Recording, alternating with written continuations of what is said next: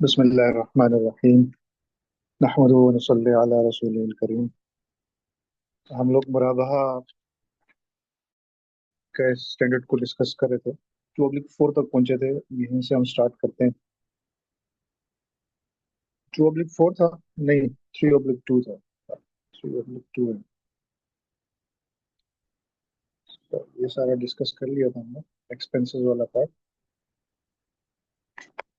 मेरी आवाज आ रही है ना सबको?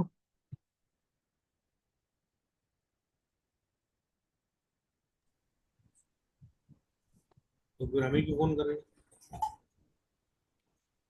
जी, मेरी आवाज आ रही है सबको? हैं? अच्छा। जी सर। ठीक है। 3/2 था। I am sorry. 3/2, the institutions taking possession of the asset or good prior to its sale by मुराबा। वो ये जो 3/2 क्लॉज है, ये इंस्टीट्यूशन के पोजीशन के हवाले से बात करता है। मुराबाहा सेल से पहले, कस्टमर को बेचने से पहले, जो कस्टमर का माल होगा, पोजीशन होगा, कस्टमर का नहीं, बैंक का, उसके हवाले से ये बात करता है। It is obligatory that the institution's actual or constructive position of the item be ascertained before its sale to the customer on the basis of मुराबा। तो चूंकि मुराबा एक सेल ट्रांजैक्शन है, लिहाजा इसमें एक्चुअल या कंस्ट्रक्टिव पोजीशन लेना जरूरी है ताकि मुराबा हो सके। The condition that possession of the item must be taken by the institution before its onward sale to the customer has a specific purpose। वो कह रहे हैं कि ये जो शर्त है कि सेल से पहले, मुराबाहा से पहले, वो जो शेयर है वो बैंक के पोजीशन में आना चाहिए। उसकी खास वजह है, उसका एक खास मकसद है। वो मकसद क्या है? That the institution must assume the risk of the item it intends to sell. वो मकसद ये है कि बैंक रिस्क उठाए उन आइटम्स का, उन गुड्स का, ताकि वो आगे बेच सके।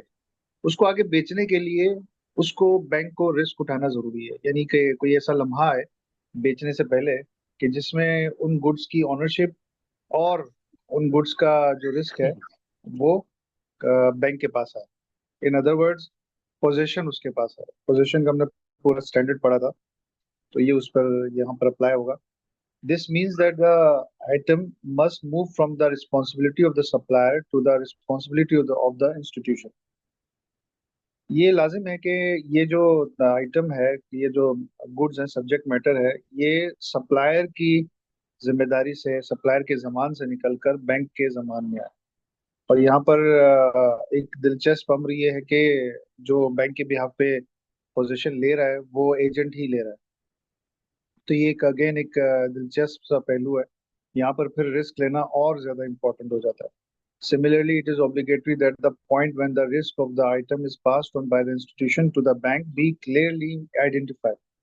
और वो लम्हा सेल के बाद, वो लम्हा जब सेल के बाद ये जो रिस्क है ये बैंक से कस्टमर को ट्रांसफर होगा, ये लम्हा भी क्लियरली आइडेंटिफाई हो with reference to the stages in which the item is transferred from one party to another। उन स्टेजेस का ख्याल रखते हुए, जैसे हमने अर्ज किया था कि मुराबाहा एक कम्बिनेशन ऑफ कॉन्ट्रैक्ट है कि जिसमें कई कॉन्ट्रैक्ट्स एक साथ वजूद पाते हैं, एक के बाद दीगरे, और उसमें हर स्टेज पर कैपेसिटी बदल रही होती है। बैंक की कैपेसिटी बदल रही होती है, कस्टमर की कैपेसिटी।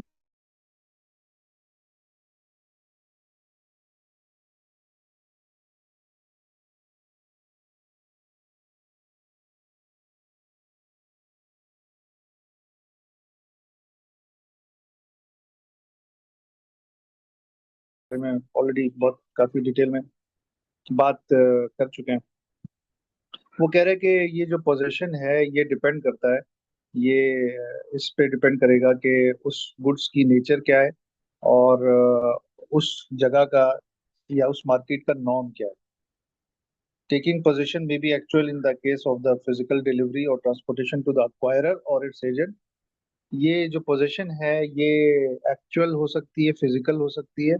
फिजिकल पोजीशन हो सकती है जब ये गुड्स ट्रांसपोर्ट किए जाएं बैंक को या खरीदने वाले को या उसके एजेंट को, जब भी ये ट्रांसफर किया जाएगा, ट्रांसपोर्ट किया जाएगा फिजिकली, तो ये खुद ब खुद उसकी बैंक की या खरीदने वाले की पोजीशन आ जाएगी. But may also take place constructively by placing of the item at the acquirer's disposal. अगर आपको याद हो तो हमने बात की थी कि कंस्ट्रक्टिव पोजीशन के लिए तखलिया जरूरी है, यानी कि उसको इस तरह से आप तसर्रुफ में दे दें कि इसको चाहे तो, अब ये खरीदने वाले का हो गया है, वो इसको चाहे तो जिस तरह से चाहे या तो इस्तेमाल करे या आगे सेल आउट करना चाहे तो उसके डिस्पोजल पे चला जाए.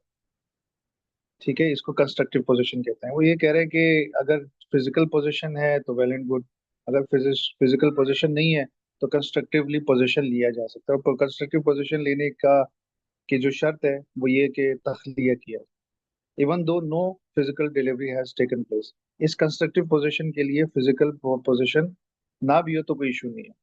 Taking possession of an item of real property may also take place by mean of the property being vacated and is being placed at the acquired. वही जो अगर आपको याद हो पोजेशन वाली बातें हैं कि किसी प्रॉपर्टी को पोजेशन देने का मतलब ये है कि आप उस प्रॉपर्टी को खाली कर दें, उसको छोड़ दें, अपना सामान निकाल लें वहां से. गाड़ी है तो गाड़ी से अपना सारा सामान निकाल दें और आप उसको खरीदने वाले के डिस्पोजल में दे दें, चाबी उसको पकड़ा दें. If the latter is not able to have disposal of the purchased item, अगर वो जो खरीदार है वो उस उन गुड्स का डिस्पोजल उसके पास नहीं है, वो उस गुड्स से जो चाहे करना चाहे वो अंजाम नहीं दे सकता, then the vacation of the property is not considered as conveying possession. वही बातें अंडरस्टूड सी बातें, ये इसमें ज्यादा हमें टाइम नहीं लगाना चाहिए, क्लियर है ये बातें. अगले क्लॉज पे चलते हैं. The receipt of a bill of lading by the institution or its agent when purchasing goods on the international market is considered as constructive possession.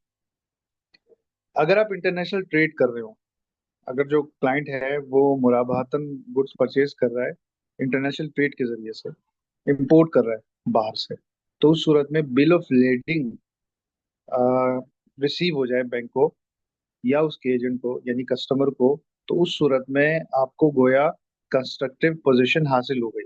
क्योंकि इंटरनेशनल ट्रेड में इन डॉक्यूमेंट्स का कब्जा बड़ा इंपॉर्टेंट होता है.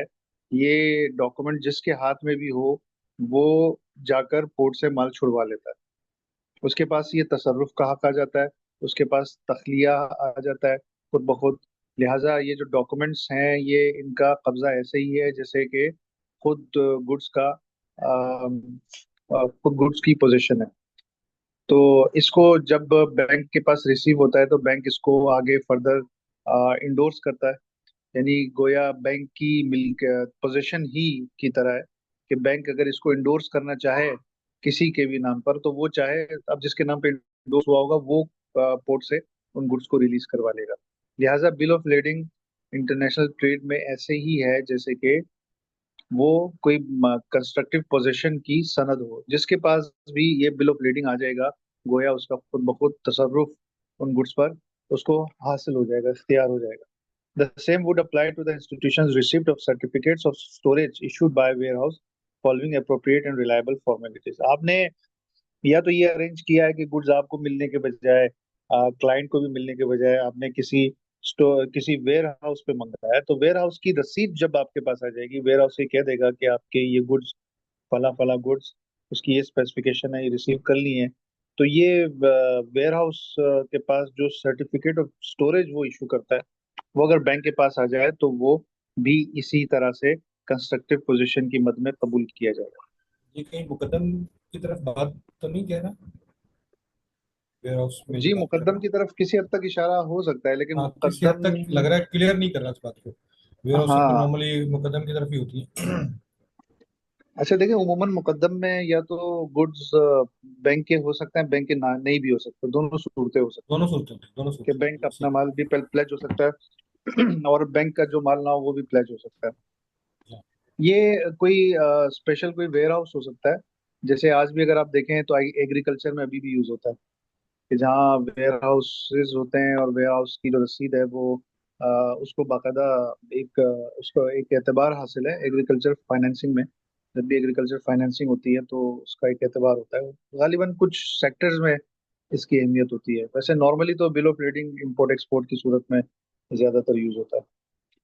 The original principle is that the institution itself must receive the item. देखें, उसूली तौर पर तो बैंक को खुद वो माल रिसीव करना चाहिए। The institution itself must receive the item from the premises of the supplier और from a location that is specified in the delivery condition. होना तो यही चाहिए कि बैंक खुद जाके माल को सप्लायर से रिसीव करे या उस जगह से रिसीव करे जो पहले से स्पेसिफाई किया गया।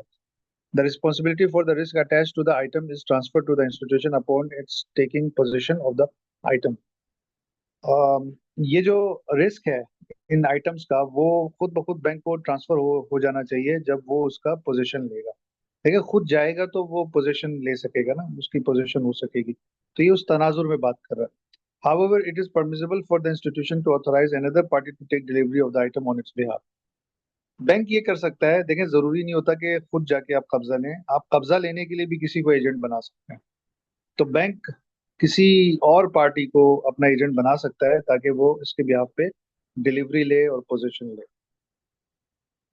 एजेंट का पोजीशन ऐसे ही है जैसे कि गोया प्रिंसिपल का position. As the institution is the owner of the subject matter of Murabha, its insurance lies with the institution before selling it to the customer. ये अगेन बड़ा एक चैलेंजिंग मामला है, उमूमन ऐसा होता नहीं है।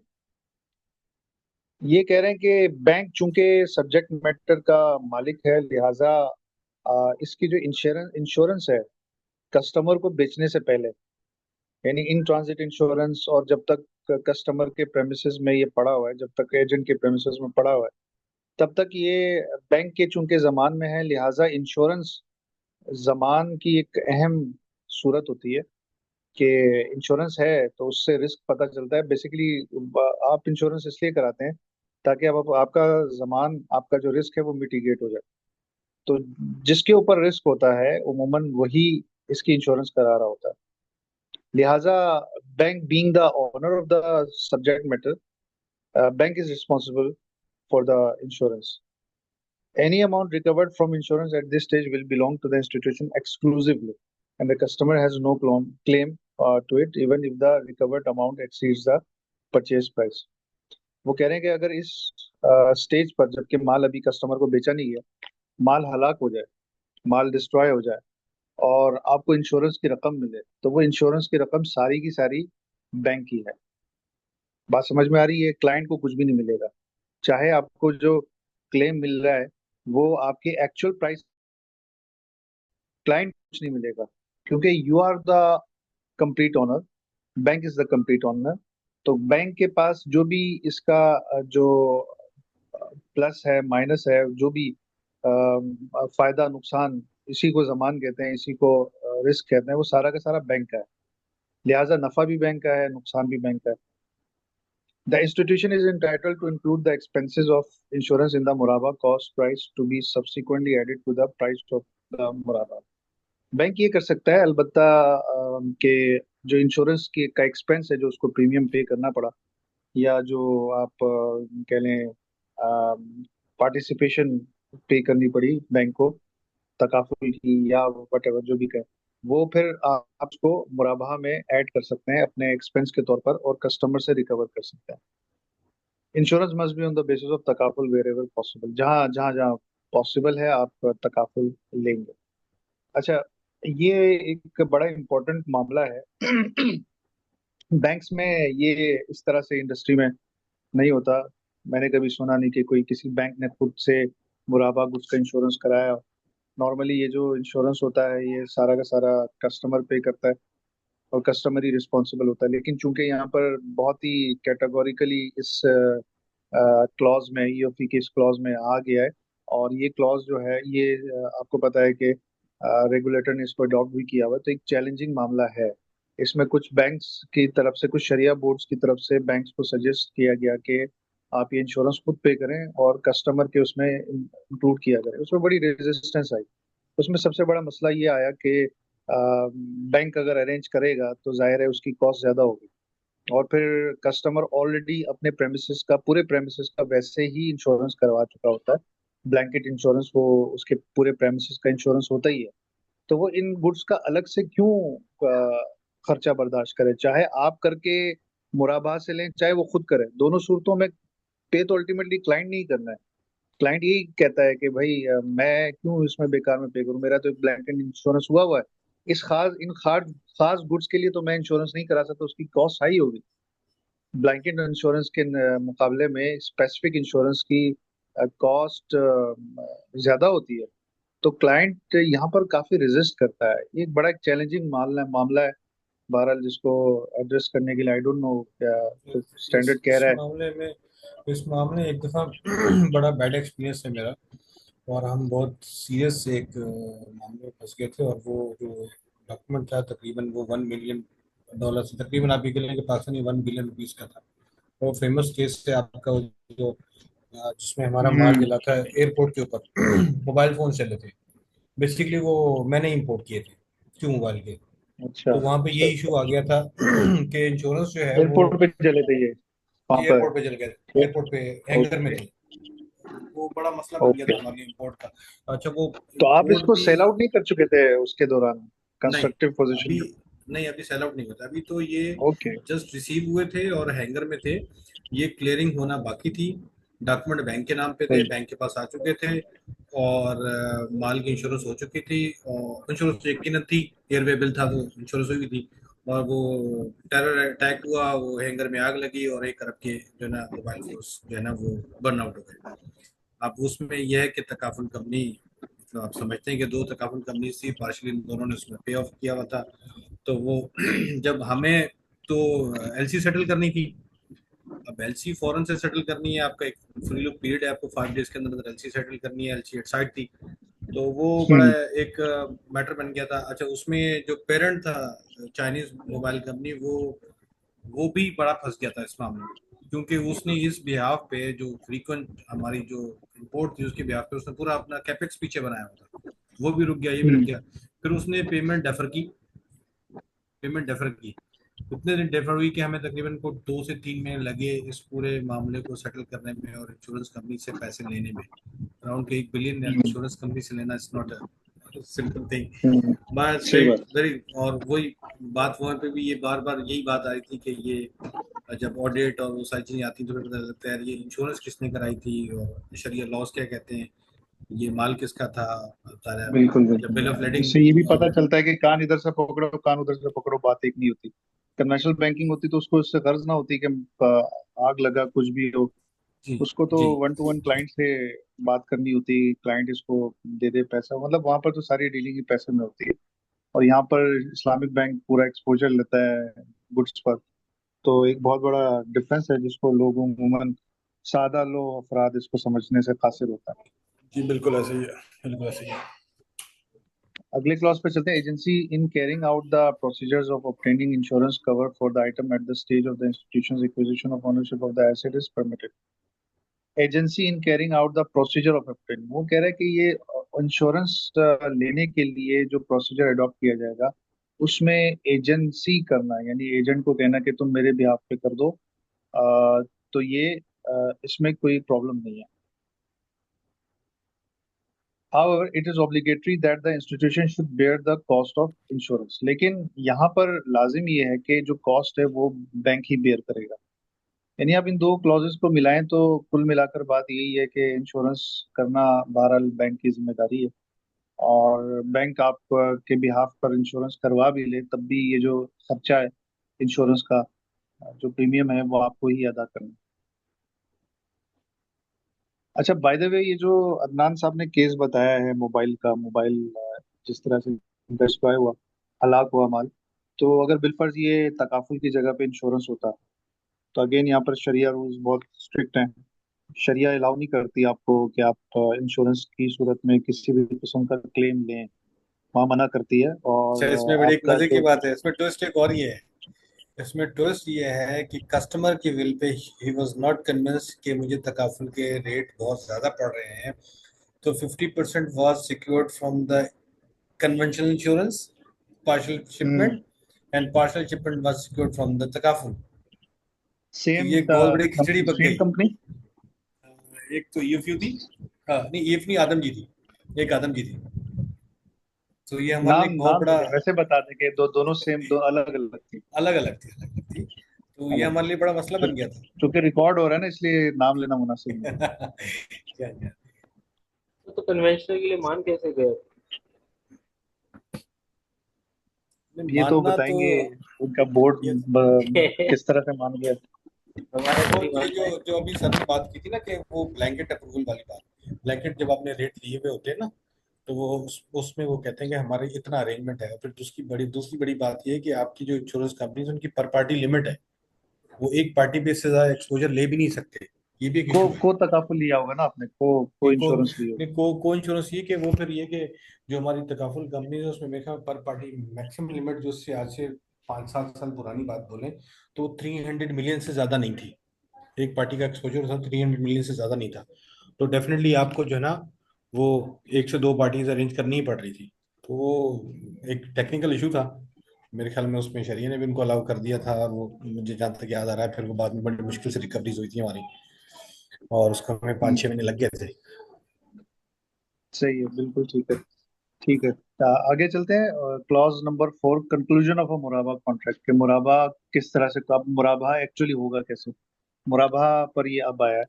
यहाँ पर ये कह रहे हैं कि it is not permitted for the institution to consider that the contract of मुराबा is automatically concluded by its mere taking position of the asset. महज पोजीशन लेने से खुद ब खुद मुराबा नहीं होगा। ये ना समझा जाए कि बैंक ने चूंकि पोजीशन ले लिया है तो मुराबाहा भी खुद ब खुद हो गया, अब क्लाइंट खुद ब खुद उसका बायर हो गया। नहीं, ऐसी कोई बात नहीं है। Likewise, the institution may not force a customer who is the purchase order to take delivery of the asset and pay the muraba selling price.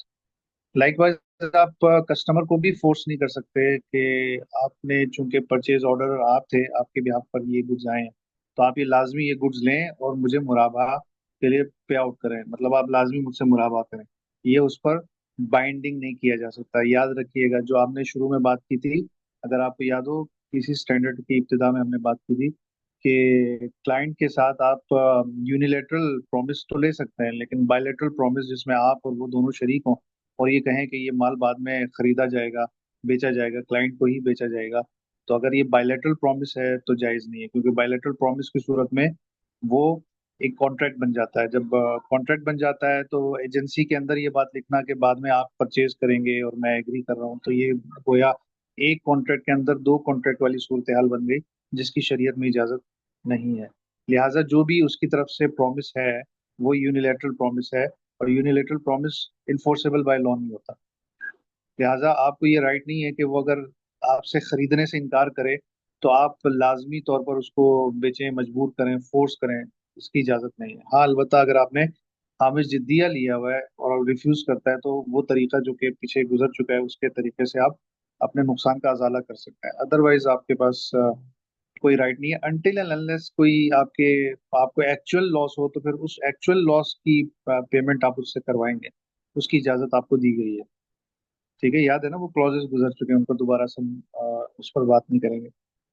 अगली क्लॉज में कहते हैं the institution is entitled to receive compensation for any actual damage. हाँ, ये यही बात कर रहा है कि अगर कोई एक्चुअल डैमेज हो तो बैंक को इसका इख्तियार है। It has incurred as a result of the customer's breach of a binding promise, कि अगर वो उसने प्रॉमिस किया था और वो ब्रीच कर रहा है, तो उस सूरत में उसके प्रॉमिस को तोड़ने की वजह से आपको जो एक्चुअल लॉस हुआ है वो आप उससे रिकवर कर सकते हैं। The compensation consist of the customers reimbursing the institution for any loss due to a difference between the price received by the institution in selling. वो ये कह रहा है कि भाई सिंपल सी बात है कि आपने जिस प्राइस पे लिया था और अब आपको उसके इनकार की वजह से मार्केट में ले जाकर बेचना पड़ रहा है, तो ये जो अगर आप कम में बिका है, आपने जितने में खरीदा था उससे कम में बिका, तो ये जो डिफरेंस है वो एक्चुअल डैमेज कहलाएगा, जिस पर पहले भी हमने बात की थी।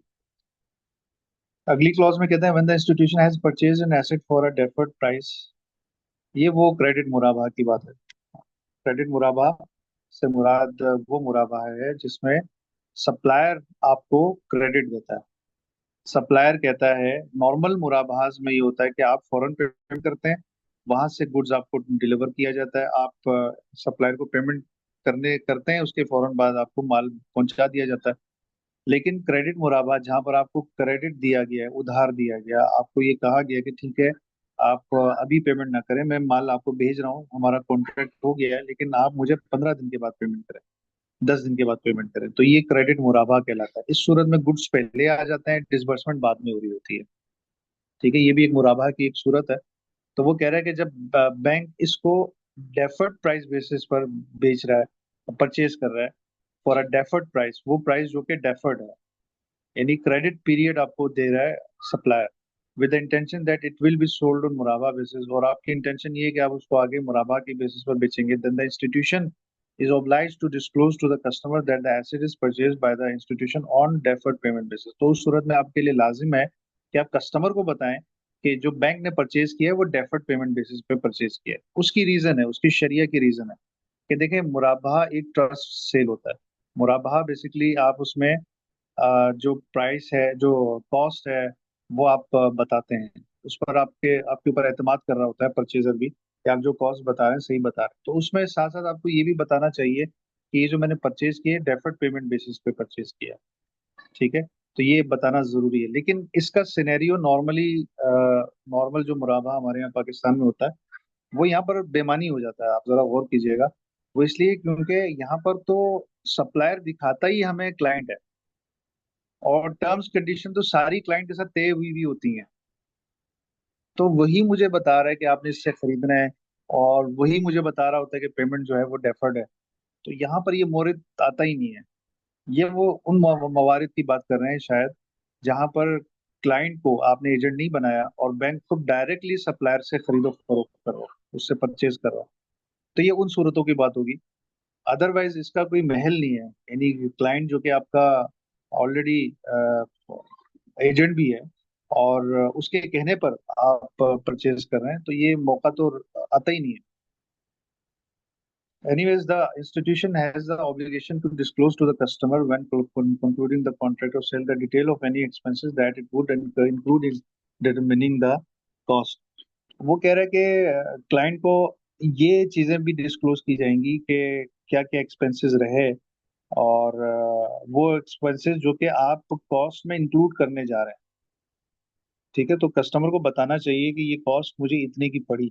अगर आप उसको इंक्लूड नहीं कर रहे तो फिर तो बात खत्म हो गई। लेकिन अगर आप उसको रिकवर करना चाह रहे हैं तो आपको चाहिए कि कस्टमर को आप इसको तरीके से उसको बताएं। That institution is also entitled to include any expenses relating to the item if this is acceptable to the client। However, if the institution failed to disclose any expenses, it is not entitled to include them unless they are customarily considered as normal expenses। अगर आप किसी expense को disclose करना भूल गए, तो आप एक दफा भूल गए, कॉन्ट्रैक्ट हो गया, आपका मुराबा हो गया, तो अब आप उसको शामिल नहीं कर सकते। एक दफा अगर आपने डिस्क्लोज नहीं किया और आपने मुराबा कर लिया, तो अब आप इसमें इसको आप शामिल नहीं कर सकते, कस्टमर से मुतालबा नहीं कर सकते। मगर ये कि वो जगह जहां पर ये नॉर्म है, ये कस्टमरी प्रैक्टिस है, जहां पर इन चीजों को एक्सपेंसेस का पार्ट बनाया जाता है। फिर उसने खुद एग्जांपल दी, सच एज ट्रांसपोर्टेशन एक्सपेंसेस। अगर बैंक को वहां से यहाँ लाने में खर्चा पड़ा है, उसको ट्रक का किराया देना पड़ा है, तो ट्रक का किराया नॉर्मली कस्टमरी प्रैक्टिस है, किसी भी मार्केट में जाएं तो ये ट्रांसपोर्टेशन एक्सपेंसेस नॉर्मली शामिल किए जाते हैं। स्टोरेज एक्सपेंसेस, अगर कहीं रखवाना पड़ गया, उसका किराया देना पड़ गया, तो वो भी इसमें शामिल है। Fees for letter of credit, अगर आप लेटर ऑफ क्रेडिट के जरिए माल मंगवा रहे हैं, एलसी के जरिए माल मंगवा रहे हैं, तो उसकी जो फीस है वो भी। एंड इंश्योरेंस प्रीमियम, अगर आप इंश्योरेंस की प्रीमियम की अदायगी करते हैं, तो वो भी इसमें शामिल है। फिर ये कहते हैं the institution is not entitled to include in the base cost of the item for the purpose of calculating the मुराबा price any amount other than the direct expense that are paid to a third party. वो कह रहे हैं कि आप expenses, direct expenses को शामिल कर सकते हैं, इनडायरेक्ट एक्सपेंसेस को शामिल नहीं कर सकते। अब वो इनडायरेक्ट एक्सपेंसेस क्या है, वो खुद एग्जांपल दे रहा है। It is not permissible for example for the institution to add to the cost of the item payments made to its own staff for their work and the like. कि जो चीजें इनडायरेक्ट एक्सपेंसेस है, customer उसका bank का जो मुलाजिम है वो ऑलरेडी बैंक के लिए काम कर रहा है, आप उसकी सैलरी या इस तरह के अखराजात आप उसमें शामिल नहीं कर सकते। वो ये इनडायरेक्ट एक्सपेंसेस है। If the institution has, even after the drawing up of the मुराबा contract, received a discount for the same item, ये बहुत इंपॉर्टेंट पॉइंट है।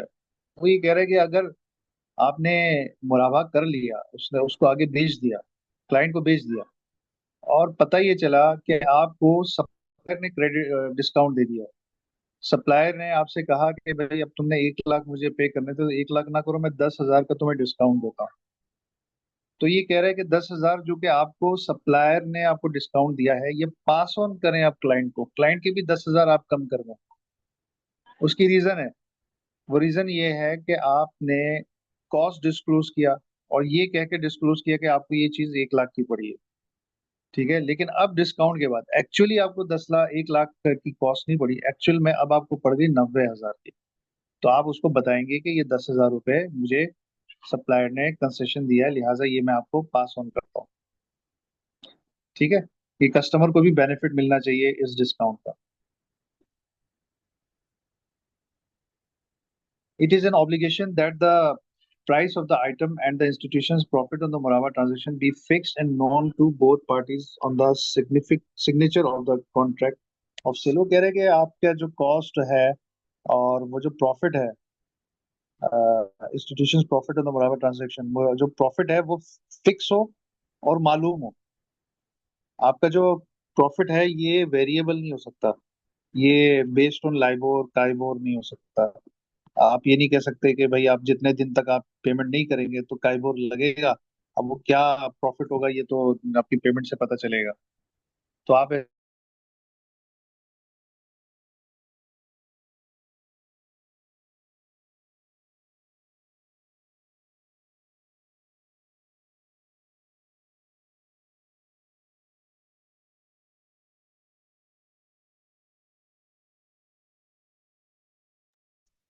सर आवाज नहीं आ रही है।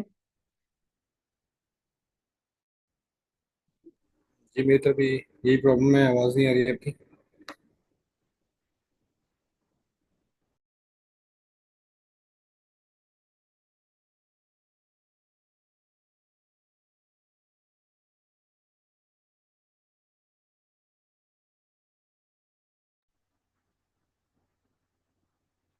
हल्का डिस्कनेक्शन हो गया है, कोई लाइट वाइट चली गई है।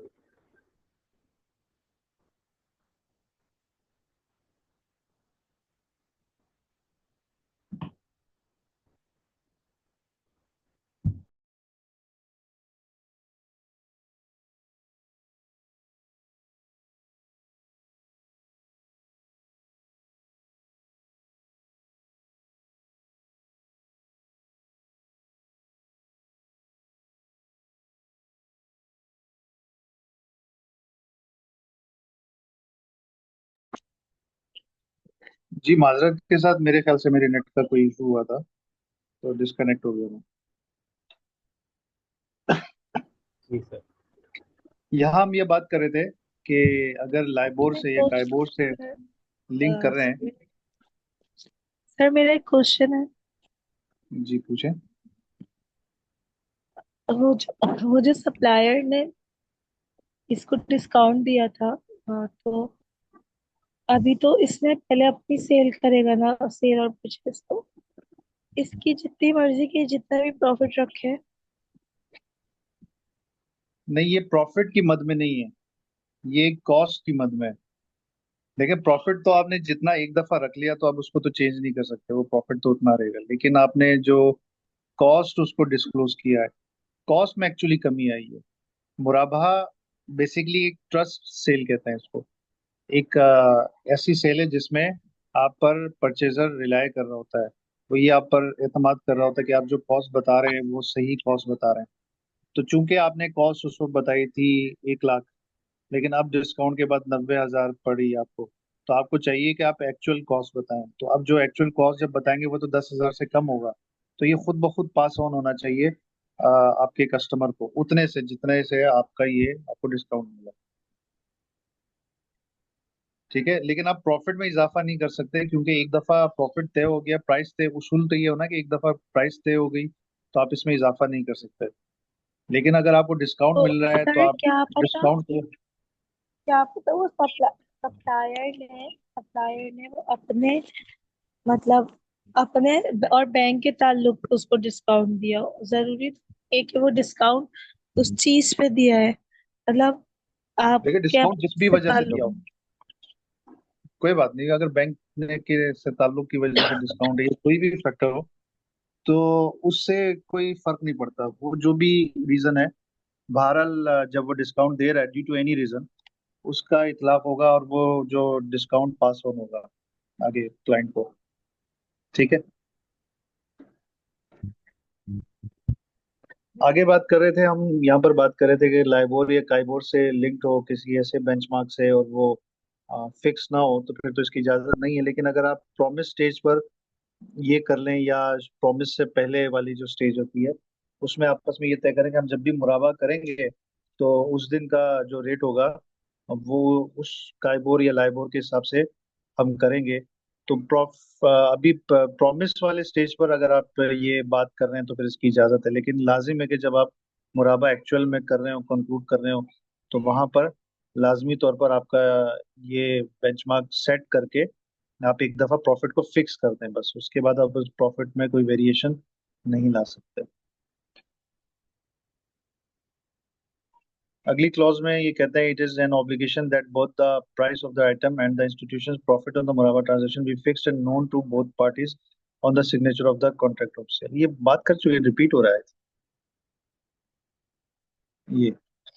The institution's profit markup in मुराबा must be known and the mere mention of the, देखिए मार्कअप का लफ्ज हमारे यहाँ कितना नेगेटिवली लिया जाता है, पाकिस्तान में इसकी बड़ी नेगेटिव कोनोटेशन है। लेकिन यहाँ पर आप शरिया स्टैंडर्ड को देखें, तो वो बाकायदा मार्कअप का लफ्ज इस्तेमाल कर रहा है, और क्योंकि कल इंश्योरेंस ये का भी मैं लफ्ज आपसे इस्तेमाल कर क्वेश्चन करने ही वाला था, ये क्वेश्चन मैं कल करने वाला था, फिर मैंने इसको यही अंडरस्टैंड किया कि यहाँ पे मार्कअप मींस नॉट सूद, यहाँ पर जो है वो रहा है। प्रॉफिट जी, की बात कर रहा है।